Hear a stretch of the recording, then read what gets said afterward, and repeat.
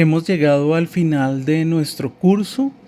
Esta es nuestra última lectura de la asignatura, que es el artículo de Distant Viewing de dos investigadores de la Universidad de Richmond en Estados Unidos.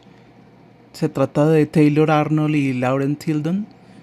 Vamos a entrar en la discusión que ellos proponen. En primer lugar, quisiera presentar quiénes son ellos. Son una pareja de esposos.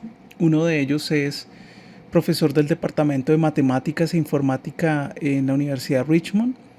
Es experto en estadística, en computación, en trabajo con software y tiene un interés particular en el estudio de periódicos y programas de televisión. Actualmente codirige el Distant Viewing Lab, es decir, hay un laboratorio que ellos dirigen, él y su esposa, y es desde allí justamente donde trabajan sus experimentos, sus investigaciones y desde donde surge este artículo de 14 páginas que fue publicado el año pasado en un reputado journal sobre humanidades digitales. Aquí está su esposa. Ella de formación tiene un pregrado, es decir, un bachelor, una licenciatura, una maestría y un doctorado en estudios americanos, o en American Studies, estos estudios de área. Ella codirige el Distant Viewing Lab, pero también participa de otras 3 iniciativas que están allí mencionadas. Es experta en el uso, desarrollo y trabajo con analítica de datos para investigación en humanidades, ciencias sociales y ciencias. Entonces, quisiera mencionar como algunos elementos fundamentales de este artículo, aunque pues el texto tiene introducción, tiene un encuadramiento teórico y metodológico del concepto Distant Viewing o visualización distante, tiene 2 ejemplos, uno de ellos tiene que ver con dos series muy famosas, 2 series audiovisuales o 2 programas de televisión muy famosos de los años 50 y 60. Y otro tiene que ver con un trabajo sobre fotografía documental de la librería o la biblioteca del Congreso, ¿no? Entonces digamos que voy a pasar sobre algunos elementos que me parecen importantes. El primero de ellos tiene que ver con el valor que los dos investigadores le dan al trabajo con lo visual y mencionan especialmente cómo este giro visual que desde los años 90 se constituye como un nuevo elemento para pensar la producción de conocimiento, cómo esto trastoca también la investigación y descoloca obviamente estos registros textuales y logocéntricos que habían sido, digamos que cuando hablo de logocentrismo me refiero a que pensar que el texto es como el único registro válido de conocimiento, y ellos un poco también en esta onda cuestionan eso y plantean que las imágenes también y el sonido son otros registros válidos, ¿no? A Arnold y a Tilden les interesa la visualización de los datos, igual que a Manovich. Les interesa detectar patrones, les interesa encontrar tendencias, relaciones entre los datos y entre los sets de información que trabajan, pero particularmente les interesa posicionar el concepto de visualización distante. Veamos de qué se trata eso. Cuando hablamos de visualización distante, aquí hay que recuperar algo muy importante, un texto de un literato y historiador italiano llamado Franco Moretti. Franco Moretti tiene este libro que se llama Distant Reading o lectura distante, y es ahí donde surgen estos 3 conceptos que he mencionado en algún momento en el curso, y es la lectura cercana, la lectura lineal y la lectura solitaria. ¿A qué me refiero con esto? Cuando me refiero a la lectura cercana, lineal y solitaria, es Moretti lo que dice es cuando un investigador de literatura o de crítica literaria o un investigador de humanidades o clásico de ciencias sociales o de comunicación o de periodismo trabajan con archivo, lo que hacen normalmente es un trabajo cercano, un trabajo lineal y un trabajo solitario. Es decir, un trabajo cercano se refiere a que nos acercamos literalmente al material, es decir, vamos a la biblioteca, consultamos la revista, el periódico, el cómic, el video, lo vemos de cerca, lo revisamos, Si es un libro o un dispositivo editorial, lo miramos de forma lineal. Los libros, por ejemplo, tienen una disposición lineal en su mismo objeto y en su misma disposición.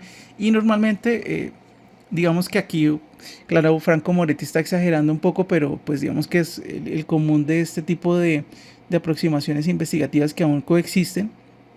Y es normalmente esto lo hacía un investigador solitario en una biblioteca con unos libros, un corpus literario, ¿no? Cuando él plantea el concepto de lectura distante o distant reading, lo que plantea es, digamos que también una ruptura a la hora de acercarse a los datos y de cómo procesarlos. Por supuesto, como él es un historiador y un literato, le interesa pues los textos y acuña esto de la lectura distante, la lectura fragmentada, la lectura colaborativa que permite, por ejemplo, las herramientas de cómputo. Es decir, ya no necesito leer los textos de forma cercana, yo puedo verlos de lejos, eso me da otra perspectiva, más si son datos visuales.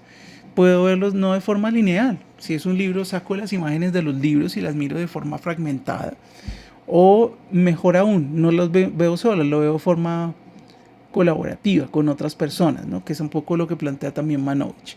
Entonces, cuando hablamos de visualización distante, tiene que ver con un análisis muy particular que plantean Tildon y Arnold, digamos que en este artículo justamente, y digamos que tiene que ver con una forma de trabajar con grandes cuerpos de imágenes o cuerpos visuales, en las que pueden estar fotografías, obras de arte, fotogramas de series televisivos, video, imágenes digitales de sitios web, de plataformas de información digital, etcétera, donde normalmente lo que ellos hacen son procedimientos no solamente de análisis cromáticos, como ya hemos visto, sino que tienen algoritmos que entrenan en algo que se llama no solamente pues lo que tiene que ver con inteligencia artificial, sino algo que se llama machine learning, es decir, entrenar algoritmos para que reconozcan, por ejemplo, objetos, reconozcan sujetos, reconozcan personas a partir de reconocimiento facial y diferentes, digamos que, formas de procesamiento. Y digamos que este método permite, por supuesto, hacer un análisis cultural computarizado muy interesante. El artículo de ellos dos, pues obviamente plantea algunos ejemplos. Aquí lo que me interesa, por ejemplo, es, esta es una imagen que he extraído del artículo donde claramente, por ejemplo, el software identifica que hay una persona, que hay un perro y que hay un caballo, ¿no? Hace reconocimiento facial sobre las personas que aparecen en la imagen, ¿no? Y digamos que aquí lo interesante es que para hacer un análisis computacional de este tipo, pues digamos que hay que entrenar a las máquinas para que ellas sean las que hagan el procesamiento duro, y lo que hace el investigador es básicamente hacer interpretación sobre las visualizaciones de los datos que hace la computadora, ¿no? Para ello, digamos que las bases metodológicas que plantean es, el primer paso es entender los objetos que hay en las imágenes, obviamente que el algoritmo detecte los objetos, que los identifique, que pueda obviamente analizar obviamente una serie de datos, que detecte los patrones, que detecte similitudes, que detecte de forma automática información similar, etcétera, etcétera. Digamos que aquí de forma de fondo lo que surge es un concepto de visualización distante que también se construye no solamente computacionalmente, sino de forma cultural y social, porque el investigador también plantea algunos acercamientos. Rápidamente quisiera mencionar los dos casos de estudio que ellos plantean. El primero tiene que ver con un estudio comparativo de dos comedias americanas muy famosas que curiosamente son comparadas por los investigadores Arnold y Tildon, precisamente porque las dos series son televisivas, son del mismo género, son comedias, son del mismo país, digamos que se pusieron en circulación durante el mismo periodo de tiempo, se transmitieron durante los años 60 y 70, y digamos que hay algo muy interesante, y es que se pusieron en redes televisivas o canales televisivos competidores, ¿no? Algo así como, no sé, un reality de música que también está en Canal A y Canal B, ¿no? Es un poco lo que aparece, ¿no? Las series son Hechizadas y yo sueño I Dream of Janine, que digamos que son como las dos series que ellos analizan y hacen un procesamiento interesante. Acá hay una gráfica y les interesa a ellos, por supuesto, mirar, por ejemplo, cuál es la representación que se hace de la mujer y qué tan visible es la mujer, ¿no? Si ustedes ven acá, lo que han hecho es una visualización de la información con respecto a qué tanto aparece en una y otra serie por capítulo y por episodio las mujeres, ¿no? Entonces se dan cuenta que en I Dream of Janine pues es más visible, el rol de la mujer es mucho más activa que en Hechizada, ¿no? Digamos que aquí estoy haciendo una lectura supremamente superficial, pero pues digamos que ellos de una forma más profunda analizan los datos y la información. El caso de estudio 2, digamos que es con imagen fotográfica. Ellos lo que hacen es acceder a una biblioteca del Congreso, Library of Congress, que tienen obviamente diferentes colecciones visuales. Aquí les he dejado una imagen de referencia. Ellos tienen muchísimas información visual. La librería de datos que tienen es enorme, las colecciones visuales que tienen son enormes. Lo mismo pasa con la Biblioteca Pública de Nueva York y otro tipo de iniciativas. En este caso lo que hicieron ellos fue analizar fotografía que tenía que ver con,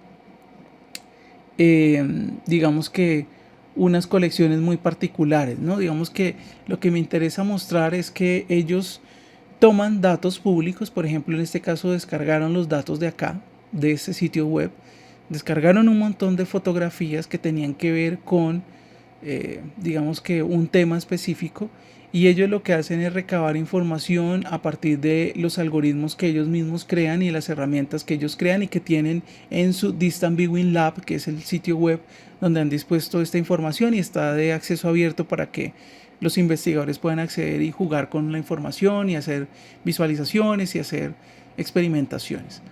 Aquí les dejo también otros lugares. La Biblioteca Pública de Nueva York también tiene colecciones digitales. Por supuesto, por el tema del COVID-19, pues la biblioteca no está abierta, pero sí esto está funcionando. Es decir, ustedes pueden entrar ahí, descargar, ¿no?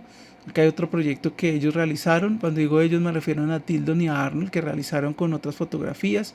Entonces acá hay visualizaciones donde pueden ver, por ejemplo, las fotografías por sitio donde fue tomada, ¿no? La fotografía, año donde fue tomada la fotografía, quién fue el fotógrafo, ¿no? En qué etiquetas tiene, ¿no? Gente trabajando, gente en la guerra, gente haciendo actividades sociales, son fotografías de religión. O sea, uno puede inferir, por ejemplo, que hay lugares en California, como por ejemplo Los Ángeles, seguramente San Diego, San Francisco, son como los picos o los lugares donde hay más concentración de producción visual, donde en los años 40 hay más producción visual que a comienzo del siglo XX, etcétera, etcétera, ¿no? Uno puede hacer inferencias con esto. Aquí está el caso que les decía. Digamos que lo interesante que ellos tienen es que el algoritmo hace seguimiento visual. Entonces lo que hicieron ellos en la columna de la izquierda es que esas son sus imágenes de referencia y las imágenes que están a la derecha son las imágenes que surgen del seguimiento, ¿no? Aquí voy a mover el mouse para explicar, y es de esta imagen, por ejemplo, de las chicas que están tocando el piano, de las mujeres que están tocando el piano, es la imagen de referencia.